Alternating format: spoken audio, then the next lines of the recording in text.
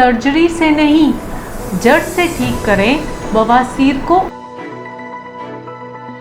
अगर जो लोका को 10 या 15 मिनट के लिए उस स्थान पर, तो वो गंदा रक्त जो रहता है रक्त मोक्षण के द्वारा उसको जो है चूस लेती है। बार बार उत्पन्न होने वाले अर्श के मस्से को ठीक करें आयुर्वेद से।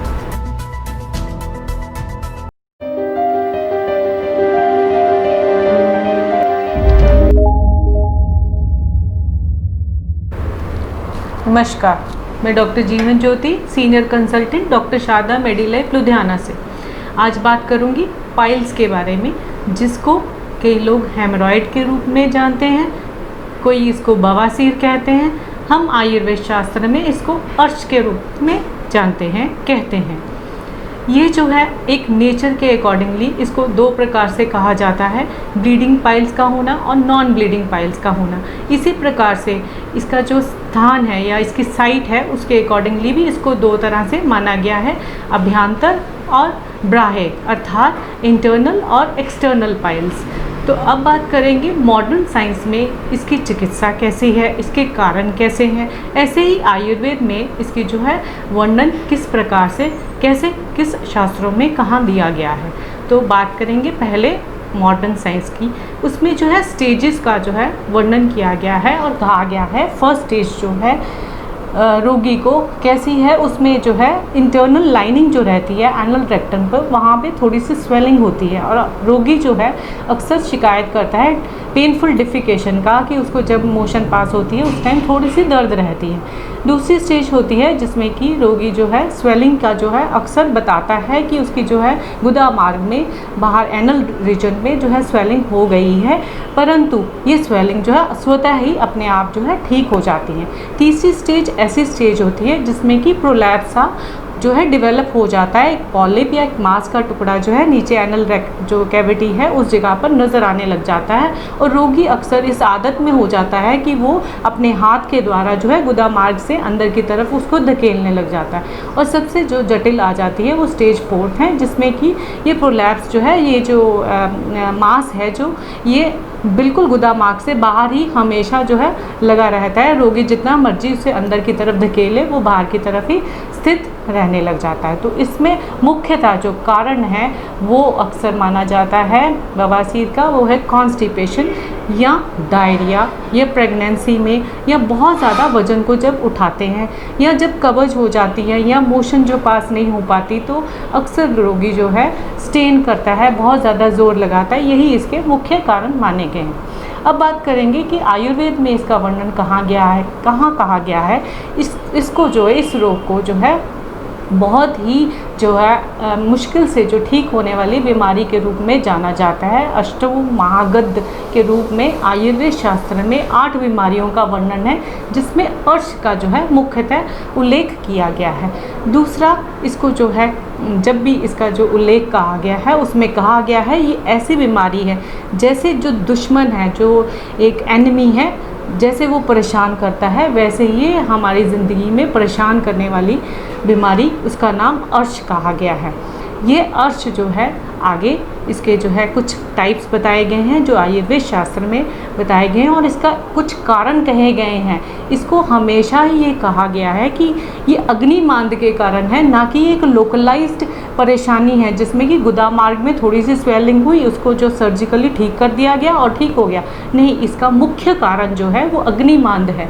अग्निमांद से ही दोष जो है प्रकोप हो जाते हैं, उसके बाद ये सारे शरीर में जो फैल जाते हैं, और पर्टिकुलरली गुदा मार्ग जो है वहाँ पर इसके लक्षण जो है उत्पन्न हो जाते हैं। तो जो गुदा मार्ग है उसमें भी जो सुश्रुत ऋषि हैं उन्होंने इसको जो है सद्यो प्राणहर, अर्थात कि वहाँ पर उसको मर्म के रूप में जाना गया है। उसको कहा गया है कि अगर उस जगह पर किसी प्रकार की भी व्याधि उत्पन्न होती है, ये कष्ट साध्य है, ये बहुत मुश्किल से ट्रीट होने वाली बीमारी कही गई है।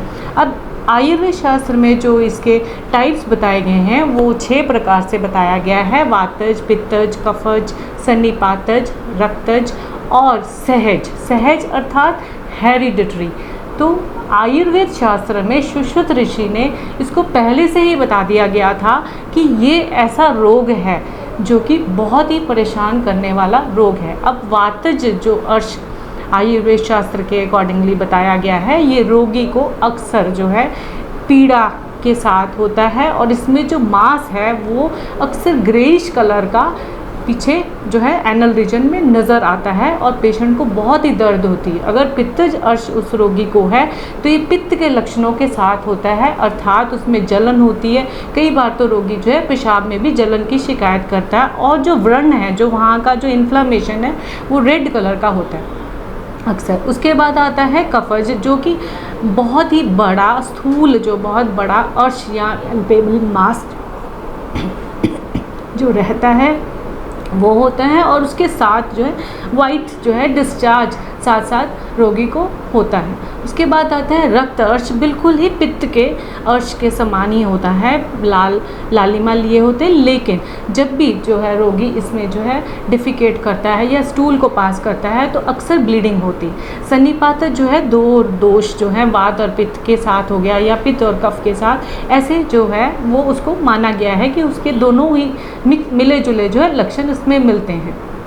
हमारे आयुर्वेद शास्त्र में इसकी जो है यहाँ तक कि जो इसमें जो यंत्र यूज़ हुआ करता है जिसे कि हम आज की लाइफ में प्रोक्टोस्कोप कहते हैं, उसका भी वर्णन किया गया है कि वो एक मुखी हो या द्विमुखी हो, उसका वर्णन हमें आयुर्वेद शास्त्र में मिलता ही है। उसके बाद इसकी प्रोग्नोसिस के बारे में भी कहा गया है कि अगर यह एक दोष के साथ है, एक वल्ली में है या नव्य है, अर्थात बहुत अभी नवीन ही है, अभी ही ये उत्पन्न हुआ रोग है, तो ये बहुत ही आराम से जो है ठीक होने वाला रोग है। परंतु अगर ये 1 साल पुराना हो जाता है तो ये कष्ट साध्य है, ये बहुत मुश्किल से ठीक होता है। अगर ये क्रॉनिक है या सहज है, सहज अर्थात हेरिडिटरी अगर ये उत्पन्न हो गया है तो ये बहुत ही मुश्किल से ठीक होता है या तो ठीक हो ही नहीं पाता है।